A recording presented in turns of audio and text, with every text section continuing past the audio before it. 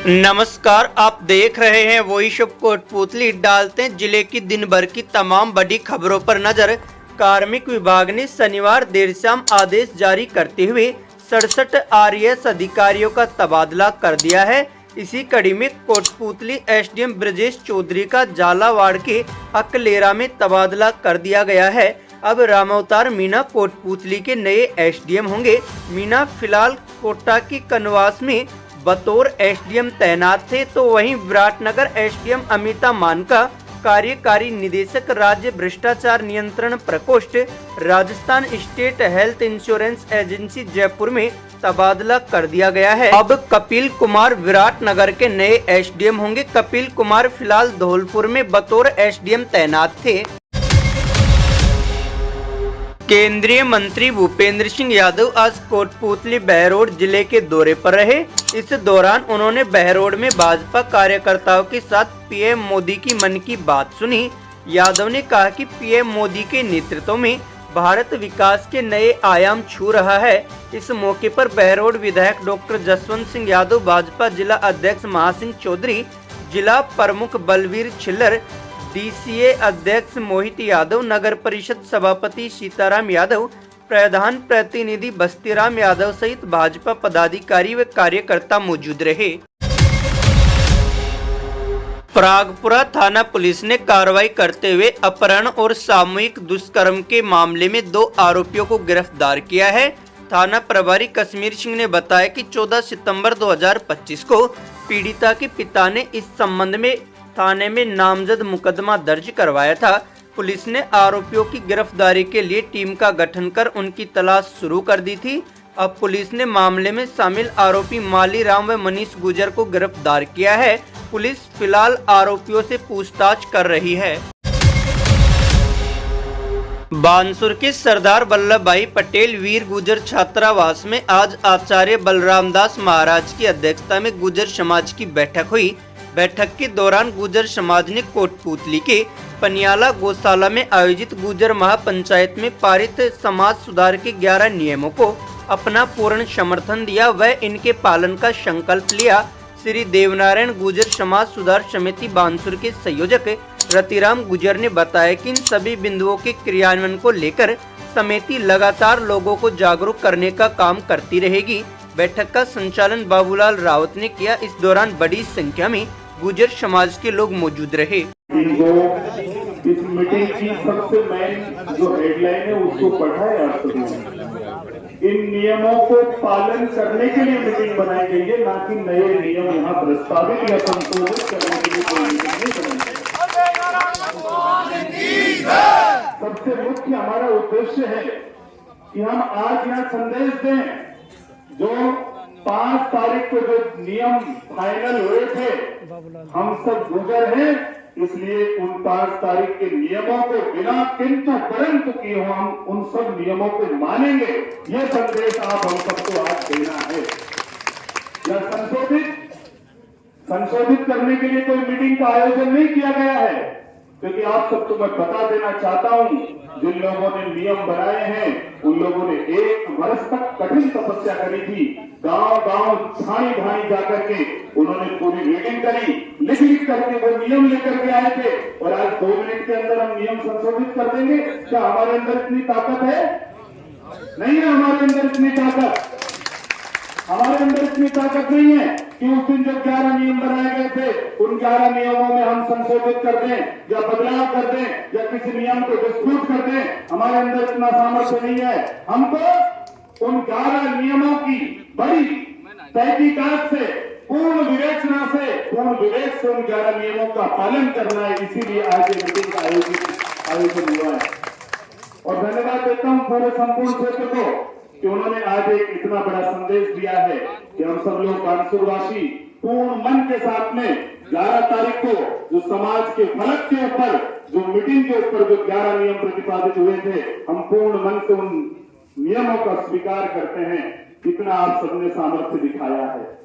आप सब बहुत बहुत धन्यवाद के पात्र हैं, क्योंकि ये जो 11 नियम है, ये 11 नियम आपको स्वयं को बचाने का कार्य करेंगे, एक संजीवनी बूटी देने का कार्य करेंगे। आपको ये 11 नियम आज हो सकता है कि लोगों को 11 नियम गलत लगते हो, लेकिन भविष्य के अंदर जब इनके परिणाम आएंगे तो निश्चित ही सुखद, सार्थक और आर्थिक रूप से, सामाजिक रूप से सब प्रकार से आपको मजबूत करने वाले नियम आएंगे। मैं आप सबसे पूछना चाहता हूं, आज तक इतनी बड़ी मीटिंग हुई थी क्या कभी पहले? नहीं हुई कभी पहले। और ऐसी कोई एक भी मीटिंग हमने, मेरे जीवन तो बहुत छोटा है, आप सब लोग तो बड़े बुजुर्ग हैं, मेरे पिताजी का, मेरे दादाजी की उम्र के हैं, आपके जीवन में भी ऐसी कोई मीटिंग नहीं हुई होगी कि जिसमें व्यक्ति बाथरूम के लिए भी उठ करके नहीं जा रहा था, बस एक ही कयास लगाना था, उस दिन एक ही कयास लगा रहा था कि कैसे भी करके आज यहाँ पर संपूर्ण नियमों को लागू करवा करके ही हम उठेंगे, उससे पहले हम उठेंगे नहीं। अगर मेरी बात में किसी भी प्रकार की कोई छोटी मोटी कमी हो तो मुझे अभी कह देना, मैं सुनने की क्षमता रखता हूं, लेकिन असत्य बोलने की क्षमता नहीं रखता हूं। मेरे मन में भ्रांति थी, क्योंकि मेरे पास में भी लगातार फोन आ रहे थे, इसलिए मैंने कमेटी को भी अवगत करवाया था कि जब बच्चा और बच्ची की अगर शादी कर रहे हैं तो आप लोगों की क्या उसमें रुचि है, आप क्या संदेश देंगे, आपके नियमों में आपने क्या बनाया है। इन्होंने उस दिन भी मुझसे कहा था कि बच्चा और बच्ची की अगर शादी करता है कोई, एक उसमें शादी कर रहा है तो उस दिन मेल की खुली रहेगी, सबको बुला सकता है, सबको जिमा सकता है, सबको भोजन करवा सकता है। अकेली अगर बच्चे की शादी करेगा, बच्ची की, लड़की की अगर अकेली की शादी करेगा तो घर प्रति एक व्यक्ति जाएगा, प्रसाद भी करेगा और कन्यादान भी करके आ जाएगा। उसके पूरे थोक की छुट्टी यानी खुली रहेगी, उसके परिवार की खुली रहेगी। आप परिवार को बंद नहीं कर सकते हैं, हम लोग थोक को बंद नहीं कर सकते हैं, उसके रिश्तेदारी के भी लोग आएंगे। उस प्रकार की बातों को मत पकड़ो, क्योंकि एक बात बताओ, छोटी छोटी बातों को थोड़ी पकड़ना है। ये समाज है, इतना महान समाज है, आज इतनी इतनी सी बातों को पकड़ेंगे तो हम आगे कैसे बढ़ पाएंगे? इन 11 नियमों के भरोसे हम सबको आगे बढ़ना है, क्योंकि ये 11 नियम आपको आर्थिक रूप से मजबूत करेंगे।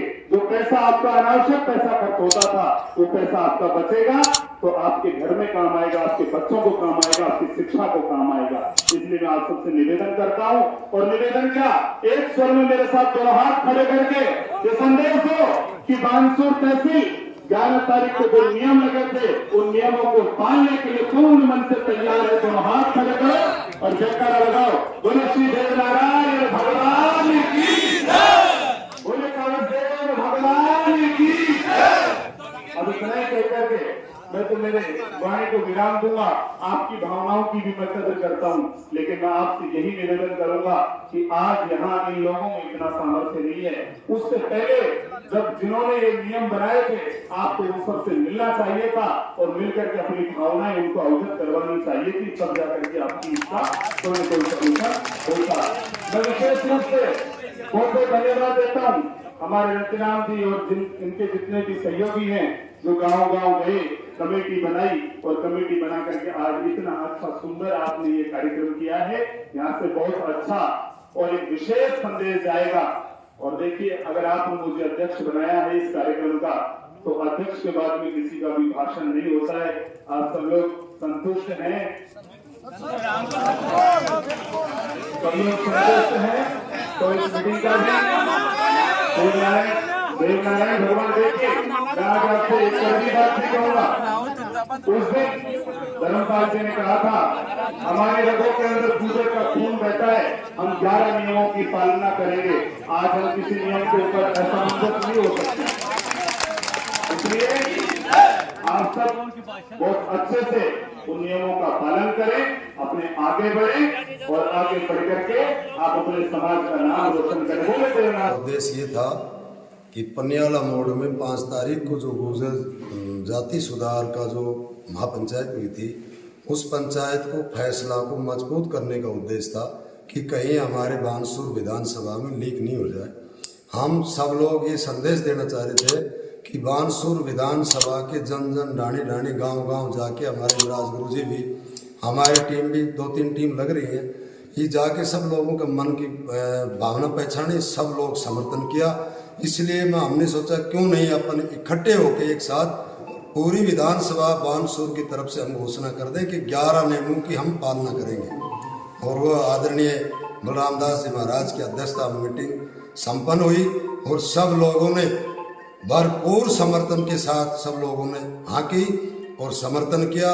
इसके लिए बानसूर विधानसभा के बच्चे और बुजुर्ग गुर्जर जाति के सभी हमारे देवता तुल्य, उनको कोटि कोटि धन्यवाद दी जाती है कि उन्होंने भी इतिहास के तीसरे पन्ने में नाम लिखाने का श्रेय लिया। इसके लिए हमें गुर्जर जाति के लिए बहुत बड़ा गर्व है।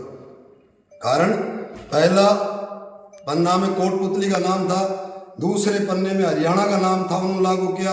आज तीसरे पन्ने में बानसूर विधानसभा भी अपना नाम लिखवा दिया कि हमने भी सबसे पहले संपूर्ण विधानसभा बानसूर की तरफ से घोषणा करते हैं कि 11 नियमों की पालना लागू कर दी गई है।